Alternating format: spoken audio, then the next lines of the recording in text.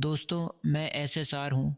ये वाक़या उस समय का है जब मैं अपने नए नावल के प्रोजेक्ट के लिए शहर और मेरे घर से दूर स्थित एक मल्टी बिल्डिंग में एक कमरा रेंट में लिया, जो सबसे ऊपर वाले माले पर था, ताकि मुझे कोई डिस्टर्ब ना करे। लेकिन मुझे वहाँ पहले ही अजीबोगरीब घटनाओं का आभास होने लगा। इसी दौरान मेरी एक खूबसूरत लड़की से मुलाकात होती है और सबसे अच्छी बात यह थी कि वह लड़की मेरी पड़ोसी थी। उस रात के बाद वह लड़की लापता हो जाती है। जब मैं उसके बारे में पता करने की कोशिश करता हूँ, तो कुछ दिल दहला देने वाले कुछ डरावने रहस्यों से पर्दा उठता है, जो बेहद खौफनाक और संगीन अपराध की ओर की इशारा करते हैं। ये कहानी हॉरर, मिस्ट्री, थ्रिलर, रेप और हत्या के मामलों को उजागर करती है। चलिए कहानी शुरू करते हैं। वह घटना मुझे आज भी एक बुरे सपने की तरह याद है। उस रात कमरे के बाहर सरसराहट की आवाज़ से मेरी नींद खुल गई। मैंने जल्दी से घड़ी की तरफ देखा तो रात के 11 बज रहे थे। यह अजीब है क्योंकि मैं यहाँ अकेला हूँ।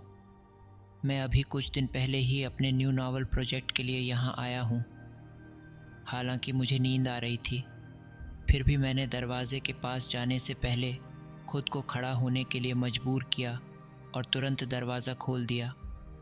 मैं अपने रूम के गेट पर एक लड़की को देखकर दंग रह गया, जो अभी अभी भीगते हुए अंदर आई थी। उसे भीगा देखकर मुझे लगा शायद बाहर तेज़ बारिश हो रही थी। ऐसी ही तेज़ बारिश लगभग 2 सप्ताह पहले हुई थी। वह लड़की बहुत खूबसूरत थी। वह पतली और उसकी बॉडी का कलर अजीब तरीके से पीला था। उसने मेरी ओर देखा और तुरंत मेरी ओर देखकर मुस्कुराई। इसके गोरे से चेहरे पर उसकी भीगी लटें बिखरी हुई थीं और उसके होंठ शायद ठंड की वजह से नीले पड़ गए थे। वो कांप रहे थे या नहीं, ये मैं झिझक की वजह से नहीं देख पाया। I am so sorry. मैं आपके गेट को नॉक नहीं कर सकी। मुझे सर्दी हो गई है, उसने खुद को गले लगाते हुए कहा। मैंने उसकी आंखों में देखते हुए अपना सिर हिला दिया। मैं सोच रहा था कि मैंने क्यों कुछ भी नहीं सुना कि मैं यहाँ किसी के पड़ोस में रहता हूँ। मेरे बगल वाला रूम कई दिनों से बंद था जब से मैं इस कमरे में रहने आया था। मैं तुम्हारी पड़ोसी हूँ। मैं यहाँ काफ़ी समय से रह रही हूँ और आप एसएसआर हैं, जो नए नावल प्रोजेक्ट पर काम कर रहे हैं। क्या आपको मेरे बारे में राजीव ने आपको नहीं बताया? मैंने अपना सिर हिलाया। राजीव ने मुझसे ये कभी मेंशन नहीं किया कि मेरे बगल वाला रूम खाली नहीं, बल्कि यहाँ कोई रहता है। वो भी मुझे जानती भी है। शायद वह फिर से भूल गया। उसकी आदत डाल लो, वह इतना कुछ भूल जाएगा और उसे मेरी याद भी नहीं आएगी। मैंने लगभग राजीव को, जो मेरा पड़ोसी था, पर तंज कसते हुए कहा, ओह सॉरी, बातों ही बातों में मैं आपको अंदर बुलाना भूल ही गया। अगर आपको कोई एतराज़ ना हो तो आप मेरे कमरे में आ सकती हो।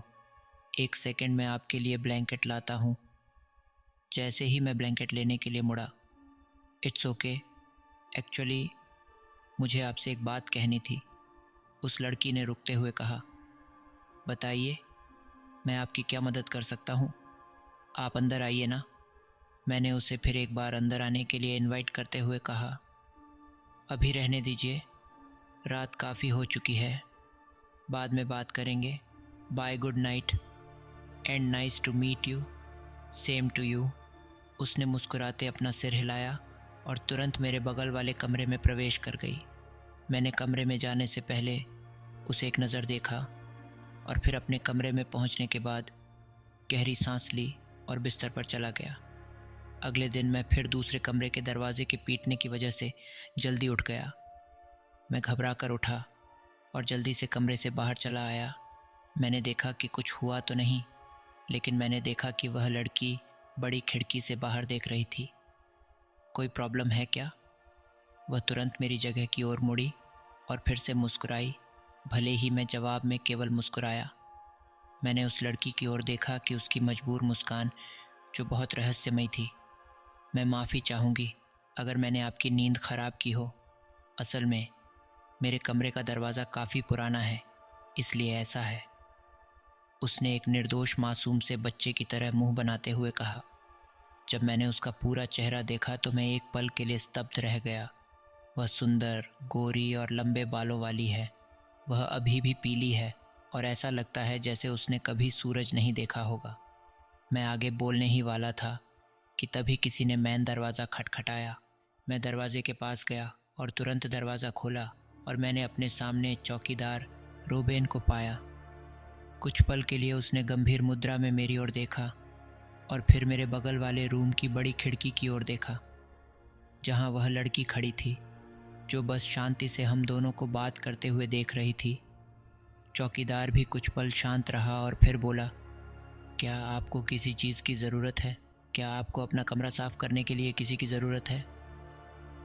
मैं उसकी बातों को समझ पाता उससे पहले ही वह बोला, कुछ नहीं। उसने भौहें सिकोड़ लीं और अपना माथा खुजलाने लगा। मुझे लगता है कि आप गलत पते पर आ गए हैं। मुझे किसी काम के लिए किसी की ज़रूरत नहीं है। असल में मेरे अपार्टमेंट में केवल 4 कमरे थे जो एक बड़े से हॉल में खुलते थे। 4 कमरों में एक कमरे में राजीव रहता था, जो कभी कभार संडे के दिन रहने आता था। फिर एक खाली रूम था, उसके बाद मेरा कमरा था और फिर उस लड़की का था।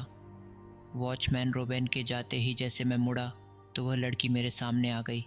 मैं लगभग बेहोश हो गया। वह अब सीधे मुझे घूर रही थी। सॉरी, आपको क्या चाहिए? हड़बड़ाते हुए उससे पूछा। उसने दूसरी ओर देखने से पहले कुछ मिनट तक मुझे घूर कर देखा। क्या तुम मेरे साथ छत पर चलना चाहोगे? बस छत पर थोड़ा बैठेंगे और बातें करेंगे, वहाँ ताज़ी हवा है। इतना कहकर वह लड़की हॉल के दूसरे छोर की ओर मुड़ी, जहाँ छत पर जाने के लिए सीढ़ियाँ थीं, और आहिस्ता मेरी ओर बिना देखे हॉल के दूसरे छोर तक चली गई। मैंने जल्दी से उसके पीछे जाने के लिए अपने कदम बढ़ाने चाहे कि तभी किसी ने मेरी बाँह पकड़ ली। हा, आप कहाँ जा रहे हैं? मैं बात करने वाले व्यक्ति की ओर मुड़ा और रुबेन को देखा, जो मेरे कार्यों से आश्चर्यचकित लग रहा था। मैं बस उसके साथ छत पर जाऊंगा। हमें बस कुछ ताज़ी हवा और खुले की ज़रूरत है। उसने मेरा हाथ छोड़ दिया और हैरानी भरे लहजे में मेरी ओर देखा। शायद मेरी आम बात उसके भेजे में नहीं घुस रही थी। छत पर जाना मना है। मैंने अपनी भौहें उठाईं और उस लड़की की ओर देखा जो मेरे लिए सीढ़ियों के सामने खड़ी मेरा इंतज़ार करने के साथ अब वह अपनी बड़ी बड़ी आंखों से उस आदमी को घूर रही थी। और मैं इसलिए ऐसा बोल रहा हूँ क्योंकि जब तक आप मेरी बात का पालन करते हैं, यह आपकी सुरक्षा के लिए भी है।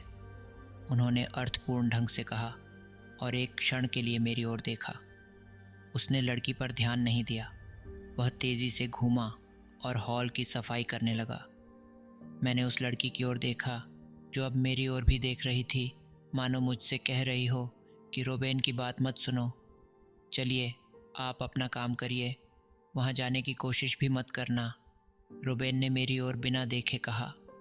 मैंने एक पल के लिए उस लड़की की ओर देखा और फिर उदास होकर उसकी ओर देखते हुए न मैं अपना सिर हिलाया और चौकीदार की बात मानकर अपने रूम की ओर चल दिया।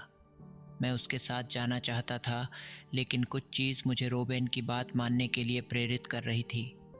दिन बीतते गए और मैंने फिर उस लड़की को नहीं देखा, न ही मुझे उसकी कोई खबर मिली कि वह कहाँ गई, या फिर उसे किसी ने देखा या फिर नहीं। उसकी चंद पलों की मुलाकात मेरे दिल में छाप छोड़ चुकी थी। मैंने न चाहते हुए भी सोसाइटी में रहने वाले लोगों से उसके बारे में पूछा, लेकिन उनका कहना है कि उन्होंने इस बिल्डिंग में कभी गोरी और पतली लड़की नहीं देखी। ये आश्चर्य की बात थी क्योंकि किसी ने भी उसे बिल्डिंग या फिर कमरे से बाहर आते नहीं देखा। एक शाम के 8 बजे हैं और मैं अकेला अपने रूम में लैपटॉप पर वर्क कर रहा था कि अचानक मेरी सीट के पास बुक शेल्फ पर रखी किताबें नीचे गिर गईं। जैसे ही कुर्सियाँ हिलीं और एक के बाद एक लाइटें बंद होने लगीं तो मैं चौंक कर उठ खड़ा हुआ। तेज़ हवा चली और उसी समय एक छाया दिखाई दी जो पर्दे से ढकी हुई थी। Who is there? मैं करीब पहुंचने ही वाला था कि बिजली पूरी तरह से चली गई। मैं एक पल के लिए अंधेरे में बुत बना खड़ा रह गया और मुझे समझ में नहीं आ रहा था कि क्या करूं। मुझे अपने पीछे किसी महिला, फिर कहें कि किसी लड़की की उपस्थिति महसूस हुई। उसने मेरे कान में फुसफुसाया जिसे मैं समझ नहीं सका। मैंने अपनी आंखें कसकर बंद कर लीं और चुपचाप प्रार्थना की। मेरा दिल बहुत ज़ोर से धड़क रहा था। और मुझे ऐसा लग रहा था कि मैं डर के मारे बेहोश हो जाऊंगा। हाँ हाँ, तुम ठीक हो? मैं अपने होश में वापस आया और जल्दी से अपनी आंखें खोलीं। मैंने बोलने वाले व्यक्ति की ओर देखा और वो रोबेन था, जो मेरी ओर हैरानी से देख रहा था। मैंने बाहर तुम्हारी चीख सुनी। अच्छा हुआ कि मैं यहाँ से गुजर रहा था। मेरी बात मानो, लेखक बाबू बनने का ख्वाब छोड़ दो। अभी तुम छोटे बच्चे हो। भूत प्रेत पर लिखना तुम्हारे वश की बात नहीं है, क्योंकि इस बार की तरह मैं यहाँ नहीं होऊंगा। उसने मुझे अपनी बड़ी और अजीब सी आंखों से डराने की कोशिश की, बट मुझे राहत मिली। मैंने फिर से चारों ओर देखा। मेरा कमरा पूरी तरह से अस्त व्यस्त था, जैसे कि कोई तूफान वहाँ से गुजरा हो। इट्स ओके, मैं आराम करना चाहता हूँ। उसने सिर हिलाया और मुझे अकेला छोड़ दिया। उसके जाने के बाद मैं जल्दी से बिस्तर पर लेट गया। मुझे अकेले रह जाने का डर था, लेकिन मैं रोबेन के साथ भी तो नहीं रह सकता था। मैंने अपनी आंखें कसकर बंद कर लीं और अपने मन को शांत करने की कोशिश की। मुझे बस अब शांत होने और सोने की ज़रूरत है। अगले दिन सूरज की किरणों के कारण मेरी नींद खुली, तो मैं तुरंत नहाने के लिए बाथरूम में चला गया। मैं दर्पण के सामने गया और ख़ुद को देखा। उसी दौरान मेरी नज़र मिरर के उस हिस्से पर गई जहाँ पर ठीक मेरे पीछे उस लड़की का प्रतिबिंब बन रहा है, जो कुछ दिनों से लापता थी। तो मैंने घबराते हुए पीछे मुड़कर देखा तो वहाँ कोई भी नहीं था। वहाँ उस लड़की को होना चाहिए था। मैं घबराने लगा था कि या तो मेरे साथ कुछ अजीब हो रहा है या फिर वह लड़की ही कुछ अजीब है। मैं डर के मारे कुछ सोच पाता कि तभी बाथरूम हल्के से धुएं से भर गया। मैंने मिरर की ओर देखा तो मैं दंग रह गया, क्योंकि दर्पण पर एक लाइन लिखी हुई थी, वो भी खून से, मेरी सहायता करो, उसने मुझे मार डाला। मैंने मिरर को धोने के लिए नल चालू किया तो नल का पानी किसी सड़ी हुई चीज़ की तीखी और की गंध के साथ कुछ सेकंड तक चलने के बाद रुक गया। मैं समस्या बताने के लिए कमरे से बाहर गया, लेकिन जब मैं वहाँ पहुँचा तो कई लोग इसी बात की शिकायत कर रहे थे। उन्होंने शिकायत की, तुम्हारे यहाँ के पानी से ऐसी गंध क्यों आ रही है? इससे बदबू आती है। यह जानने की इच्छा में कि यह तीखी गंध कहाँ से आ रही है, हमें मजबूरन छत पर जाना पड़ा, जहाँ एक बड़ी पानी की टंकी थी। हमें वहाँ जाने की इजाज़त नहीं दी गई थी, लेकिन हमें यह देखना था कि अचानक आए बदलाव या पानी की बदबू का कारण क्या है। हम यहीं नीचे खड़े होकर अपने एक सहकर्मी को देख रहे थे, जो पानी की टंकी के अंदर देख रहा था। उसके टंकी के अंदर देखने के बाद हमने उसे गहरी सांस लेते हुए सुना, जैसे उसने कुछ अप्रिय देख लिया हो। वह तेज़ी से हड़बड़ाते हुए नीचे आया और हमें बताया कि उसने क्या देखा। मैंने सदमे के कारण अपना मुंह ढक लिया। पानी की टंकी के अंदर एक युवा लड़की की लाश थी। किसी ने उसके साथ ऐसा क्यों किया होगा? आखिरकार कौन है वो लड़की? पुलिस आई और उसके साथ जांच टीम आई। टीम ने उस लड़की की लाश को बाहर निकाला। हमारी जांच के आधार पर शव 2 सप्ताह से अधिक समय से पानी की टंकी में है और उनकी मौत डूबने से नहीं बल्कि हत्या के बाद लाश को टंकी में डाला गया था। कातिल ने लाश को पानी की टंकी में डालने से पहले मृतका के साथ पहले जिंदा में बलात्कार किया गया और फिर मरने के बाद भी। इसके बाद उस पर 77 बार चाकू मारकर हत्या कर दी, इन्वेस्टिगेटर ने कहा। उन्होंने जो कहा मैं उस पर विश्वास नहीं कर सकता।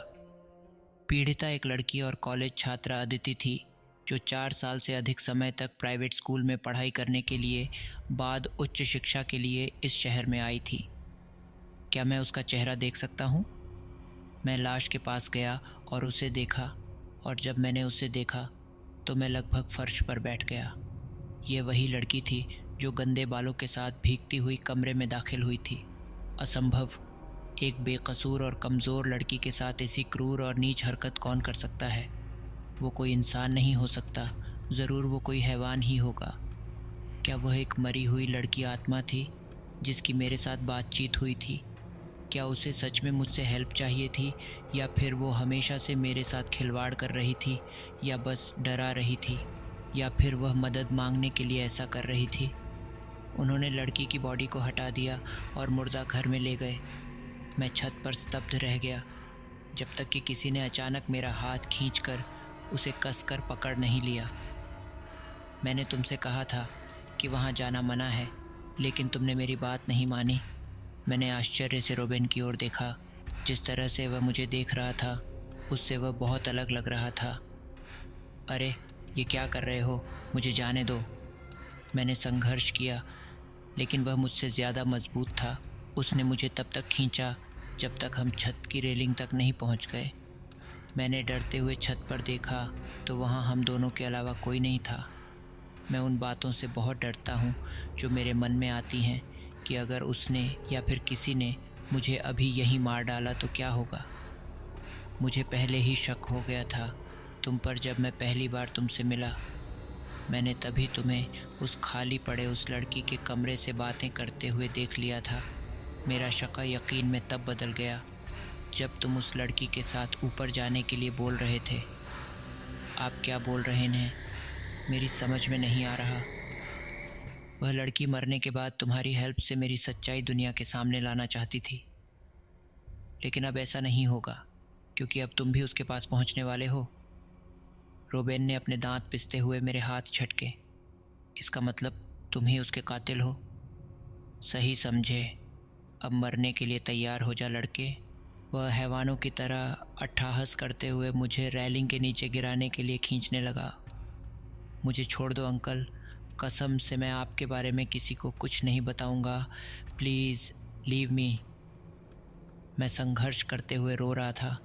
डर के मारे मेरी जान हलक में अटक गई थी। वो भी अपने आखिरी वक्त में मुझसे ऐसे ही बोल रही थी, हा हा हा। लेकिन उसकी वो खूबसूरती और चढ़ती जवानी ने मुझे अंधा कर दिया था। मैं क्या कर सकता था? मैं बेबस था उसके टुकड़े करने के लिए। मुझे एक पल के लिए अपने सारे पुरखे याद आ गए, इंक्लूड नानी। मैंने सोचा कि आज मेरा आखिर दिन है। तभी मेरी नज़र छत की दूसरी ओर खड़ी अदिति पर गई, जो गुस्से से हम दोनों की ओर घूर रही थी। उसके कपड़े अब भी वैसे ही थे, सफ़ेद लेकिन खून से सने हुए। रोबेन मुझे धक्का देने ही वाला था कि वह अचानक से उसका शरीर अकड़ गया और वह मेरा हाथ छोड़कर फर्श पर गिर गया और छटपटाने लगा। रोबेन की सांसें रुकने लगी थीं, जैसे कोई उसका गला घोंट रहा हो। उसकी आंखें बाहर आने लगी थीं। तभी रोबेन के गले में एक चीरा लगा, जिससे उसका गला कट गया और उसके गले, नाक और मुंह से खून का फव्वारा फूट पड़ा। और देखते ही देखते रोबेन के शरीर का छटपटाना हमेशा के लिए बंद हो गया। जब मैंने अदिति की ओर देखा तो वहाँ कोई नहीं था, बस उठते हुए हल्के धुएं के सिवाय। मैं और कुछ नहीं देख सका और अचानक एक तेज़ हवा चली और उसी समय एक फुसफुसाहट हुई, मुझे बचाने के लिए और मेरे कातिल की सच्चाई दुनिया के सामने लाने के लिए। धन्यवाद। और वह आवाज़ धीरे धीरे हवा में गायब हो गई। मैं ज़िंदा था, बस यही काफ़ी था। मैं उसी वक्त दौड़कर अपने कमरे आया और अपना सामान पैक किया और तुरंत उस बिल्डिंग को छोड़ दिया। मैंने बिल्डिंग छोड़ते वक्त अपनी घड़ी में टाइम देखा तो रात के 11 बजे थे। ये वही टाइम था जब अदिति पहली बार मुझसे मिलने आई थी। हे प्रभु, अब मेरी अदिति से मुलाकात न हो। मैंने मन ही मन भगवान से प्रार्थना की और लिफ्ट में घुस गया। भगवान ने मेरी विनती सुन ली थी और उस रात के बाद मुझे कभी अदिति नहीं दिखी। लेकिन उस रात जब तक मैंने वो बिल्डिंग नहीं छोड़ दी, तब तक मुझे ऐसा लगता रहा जैसे मेरी फटती देख अदिति कहीं दीवार पर स्पाइडर की तरह चिपकी हुई मुस्कुराते हुए अपनी मटमैली पीली बत्ती सी दिखा रही है। उस रात के बाद मैं कभी भी उस बिल्डिंग के करीब से नहीं गुजरा, क्योंकि मुझे लगता है कि अदिति उस बड़ी खिड़की से मुझे घूरती हुई मिलेगी। तो दोस्तों, आपको मेरी आप बीती कैसी लगी, कमेंट करके बताएं और साथ ही कहानी को लाइक, शेयर और मेरे चैनल को सब्सक्राइब ज़रूर कर लें। मिलते हैं ऐसे ही नई और सच्ची कहानी के साथ। तब तक के लिए बाय, टेक केयर, जय श्री राधे।